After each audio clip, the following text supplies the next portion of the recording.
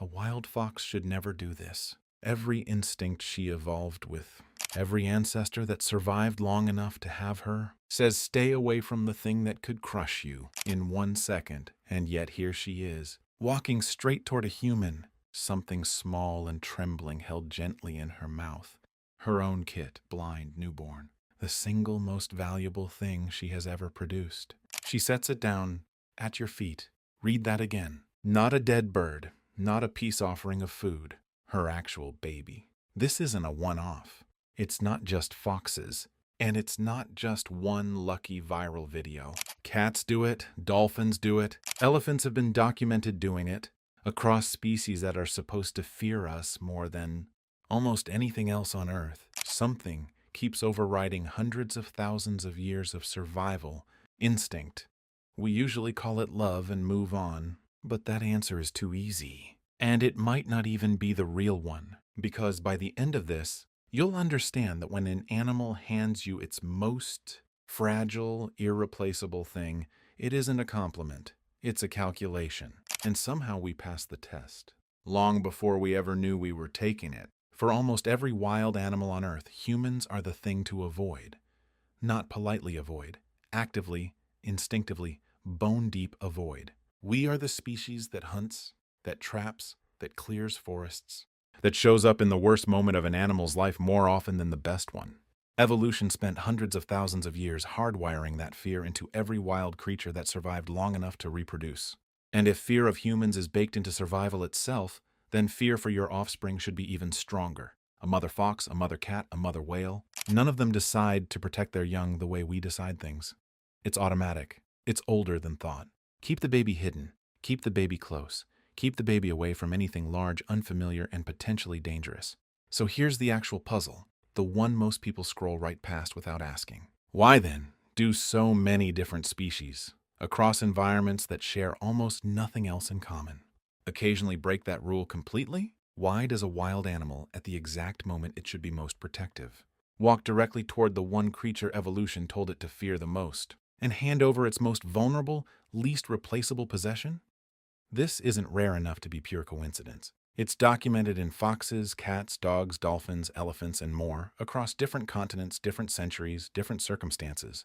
Something is happening here that a single word like cute or sweet doesn't come close to explaining. Let's look at what actually gets documented, because the pattern is stranger than any single viral video suggests. A wild fox with no prior relationship to a specific person approaches a rural home carrying one of her kits in her mouth. Not carrying it to safety in the usual sense, carrying it directly toward a human. She sets it down at the person's feet, watches for a moment, and then simply leaves the area. Coming back later to check on it, the kit is often injured, sick, or in obvious distress. A community cat, feral or semi-feral, with a colony of kittens hidden somewhere secret and defended, will sometimes carry a single kitten across an entire yard, past multiple potential hiding spots, directly to one specific person she has interacted with before. Not the whole litter, just one. The one that needs help. Dolphins have been observed nudging injured or stillborn calves toward boats, staying close, seemingly waiting for some kind of response from the humans aboard. Orcas have been documented pushing dead or dying calves toward boats for hours, sometimes days, in what researchers describe as visible grief, refusing to let the moment end without some kind of witness. Primates in the wild, chimpanzees and gorillas among them, have occasionally been observed presenting sick infants to familiar researchers, holding eye contact in a way that reads unmistakably as a request rather than a display. Elephants, some of the most protective mothers in the entire animal kingdom, have been documented leading researchers and rangers directly to a calf that's trapped, injured, or separated from the herd. Walking ahead, stopping, looking back as if checking that the human is still following. Street dogs offer a smaller, quieter version of the same story. Volunteers who regularly feed community dogs in cities across the world often report a specific, recognizable moment. The dog that used to bolt at eye contact eventually leads them, unprompted, to a hidden litter of puppies tucked under a stairwell or behind a dumpster. Nothing about that moment benefits the dog directly. The puppies were already safe, already hidden. The only thing that changed was that the dog had, over weeks of quiet consistency, finished running its own private test. Even large predators fit the pattern, which is perhaps the most counterintuitive part of all.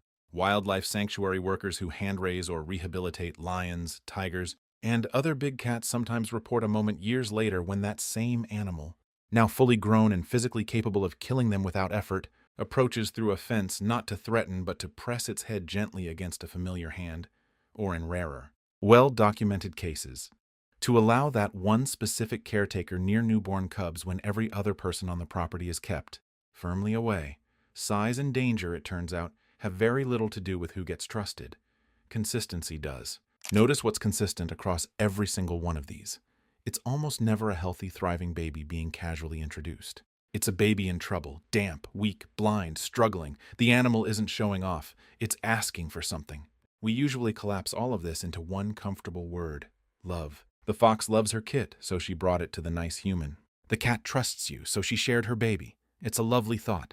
Read that again, though, and notice the gap in the logic. Loving your offspring should make you protect it more fiercely, hide it more completely, keep it further from anything unpredictable. Love on its own doesn't explain why the safest option, according to instinct, becomes the most dangerous-looking option in that specific moment. So, let's actually test that assumption. Here's what's really going on, according to researchers who study animal behavior and cross-species bonding. It isn't one single mechanism. Because "it's just love" is the kind of answer that feels true and explains almost nothing. It's a stack of very old survival calculations running underneath something that only looks from the outside like affection. First, oxytocin, the so-called bonding hormone, isn't picky about species. It floods a mammal system during birth and caregiving, and it responds to trust cues: eye contact, gentleness, familiar scent, calm body language, regardless of whether those cues come from another fox or from a two-legged creature that smells like wood smoke and dish. Soap. Once a specific human has proven, through repeated small interactions, that they're safe, an animal's bonding chemistry can genuinely stop distinguishing same species from safe individual. Second, something researchers call associational protection. In the wild, prey animals will sometimes deliberately position themselves near a bigger, more dangerous predator. Not because they trust that predator, but because the presence of an alpha threat scares off all the smaller, more opportunistic threats. A struggling fox kit is vulnerable to foxes, dogs, birds of prey, disease. A human standing nearby, terrifying as we are, is also a wall against every smaller danger. The math, from the animal's perspective, can genuinely work out in our favor. Third, and this is the one that reframes everything, it isn't a gift, it's a test. Handing over an injured or vulnerable offspring to an unfamiliar creature is, in evolutionary terms, an enormous gamble. Which means it almost certainly isn't done randomly. The mother isn't randomly picking a stranger off the street. Animal behaviorists increasingly believe these moments function as a kind of trust probe. She's choosing a human who has, over days or weeks of small, unremarkable interactions, already passed a series of much smaller tests. Did this creature stay calm around me? Did it move slowly? Did it ever try to grab, chase, or corner me? Did it feed me without demanding anything back? By the time the baby actually gets handed over, the real test happened days or weeks earlier, in 100 tiny moments nobody thought to notice. So if you've ever had a semi-wild cat bring you her kitten, or a stray dog nudge her puppy toward your hand, you didn't just get lucky, you passed something, quietly, repeatedly, without ever knowing you were being evaluated. There's one more piece to this puzzle, though, and it might be the most surprising part of all. While the animal is quietly evaluating us, something in us is simultaneously being triggered right back. This isn't a one-way test. Researchers have a name for it: Kinchin schema, or baby schema, a set of visual features, oversized eyes, a rounded head, small proportions that reliably activates a caregiving instinct in humans, almost involuntarily. It's the same reflex that makes us go soft at a human infant's face. And it turns out that reflex isn't fussy about species. Measurable release of oxytocin in the human looking at it, which means the moment doesn't work in only one direction. A trembling fox kit or a blind kitten checks enough of the same visual boxes to trigger a reel. The animal is running its slow evaluation of us, watching for calm, for gentleness, for consistency. But the instant that baby is set down at our feet, our own biology responds on cue, almost automatically. The exact caregiving circuitry built for our own children switching on for a fox, a kitten, a stranded calf. Two separate nervous systems shaped by millions of years apart, somehow converging on the exact same signal at the exact same moment. The animal isn't gambling on a fluke. It's gambling on a shared biological reflex that happens to run in both directions. That's not a coincidence built by one species. It's a bridge built by two.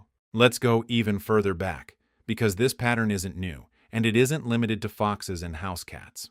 The myth of Romulus and Remus, the twin founders of Rome, has the boys abandoned as infants and suckled by a she-wolf who finds them instead of simply leaving them to die.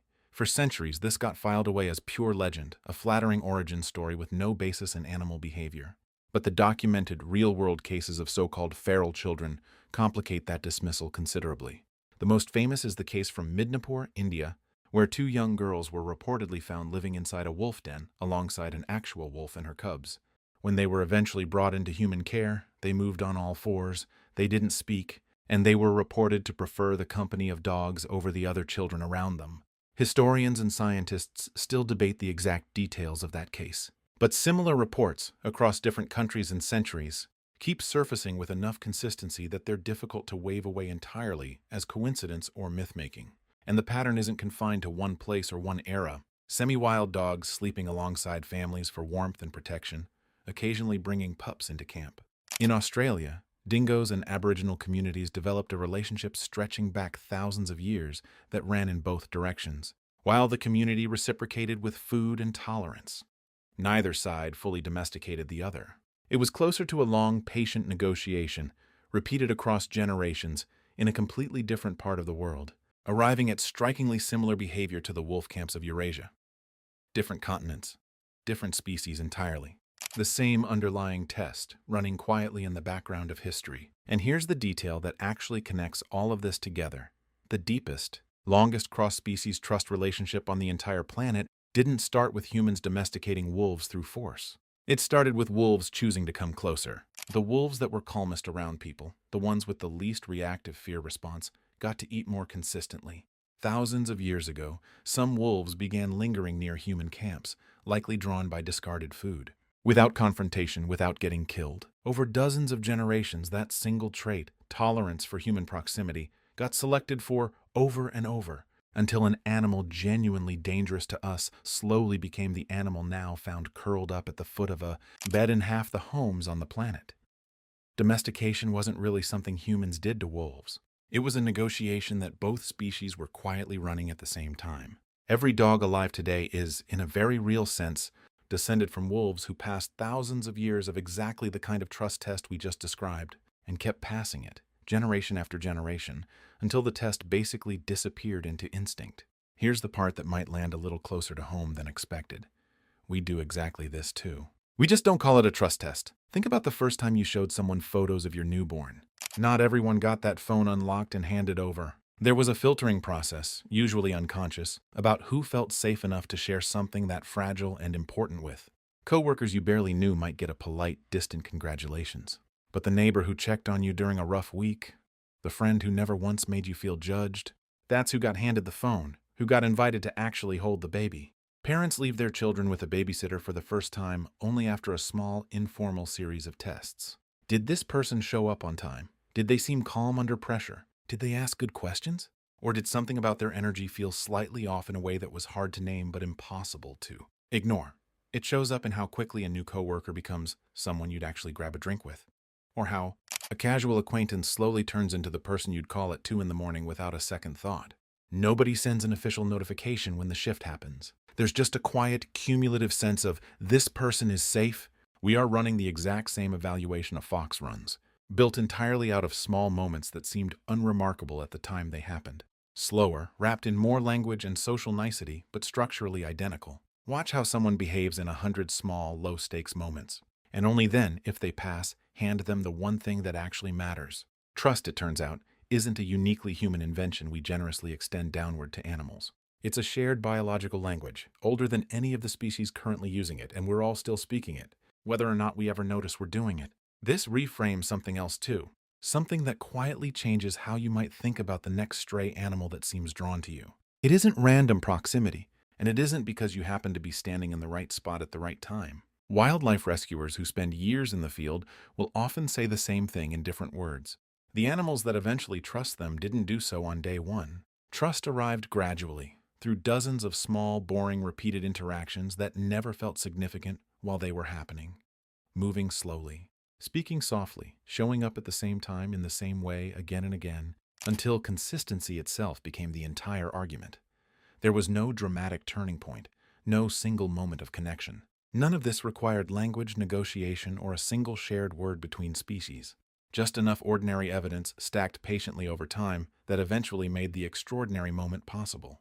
It required only time, patience, and the kind of ordinary reliability that rarely feels like it's building toward anything. It was always a slow, unglamorous accumulation. One small, honest moment stacked on top of the last, which might be the quietest, most overlooked lesson buried inside all of this. Trust was never a leap, until eventually it was strong enough to hold something as fragile as a newborn life.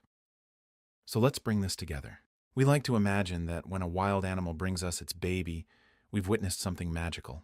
A rare crack in the wall between species, love overriding instinct in one beautiful, inexplicable moment. It's a nice story. It's just not quite the real one. What actually happened is older, quieter, and in some ways more impressive than magic. And you passed. Not because you were lucky, and not because you were uniquely lovable. An animal ran a long, careful evaluation of you, using tools older than language, body language, consistency, calm, safety. But because somewhere in 100 small, unremarkable moments, you behaved like something safe to bet an entire future on. That fox from the beginning, walking toward you with her kit held gently in her mouth. She wasn't confused. She wasn't magically overriding millions of years of evolution on a whim. She was closing out a calculation that had been quietly running for longer than either of you realized. And you passed the test without ever being told you were taking one. So the next time an animal trusts you with something that fragile, something that small, something it could never replace, don't just call it sweet and don't just call it love, even though it is in its own way. Across an evolutionary gap that should have kept you strangers forever, something looked at you, carefully, patiently, over time. Exactly that, too. Call it what it actually is, recognition, and decided you were safe. You're not just imagining the trust, you earned it.